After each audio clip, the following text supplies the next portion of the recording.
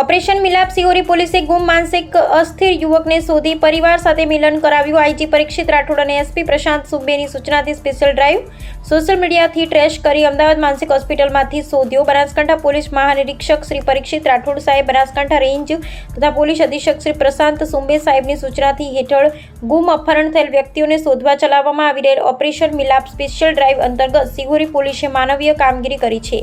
નાયબ પોલીસ અધિક્ષક શ્રી સીએલ સોલંકી ડીસા વિભાગ તથા પીઆઈ શ્રી બીએન સગરના માર્ગદર્શન હેઠળ સિહોરી પોલીસે ગુમ માનસિક અસ્થિર યુવકને શોધી કાઢી તેના પરિવારને સોંપ્યો છે। જીઆરડીસી સિહોરી ખાતે રહેતા જયંતિ ભુરાજી ભીલ, ઉંમર વર્ષ 28, માનસિક રીતે અસ્થિર હોવાથી ઘરેથી ગુમ થયા હતા, જે અંગે તેના ભાઈએ સિહોરી પોલીસ સ્ટેશનમાં ગુનો નોંધ કરાવી હતી।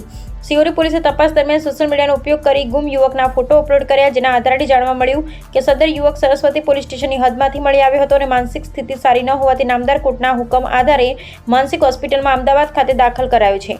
આ હકીકત મળતા જ સિહોરી પોલીસે તાત્કાલિક ફરિયાદી ભાઈનો સંપર્ક કરી તેની સાથે રાખી અમદાવાદ માનસિક હોસ્પિટલ ખાતે તપાસ કરતા ગુમ યુવક મળી આવ્યો। ભાઈને ઓળખી બતાવતા ઓપરેશન મિલાપ હેઠળ યુવકે તેના વાલી વારસાને સુપ્રત કરવામાં આવ્યો હતો। પુત્રને પરત મળતા પરિવારજનોએ પોલીસનો આભાર માન્યો હતો। કામગીરી કરનાર team PI BN Sagar, ASI Hardasbhai Bharmolbhai, બક નંબર 1461, યુપીસી મુકેશભાઈ જીતાભાઈ, બક નંબર 2384, યુપીસી ભાવેશકુમાર અમૃતલાલ, બક નંબર 2343, સિહોરી પોલીસ સ્ટેશન।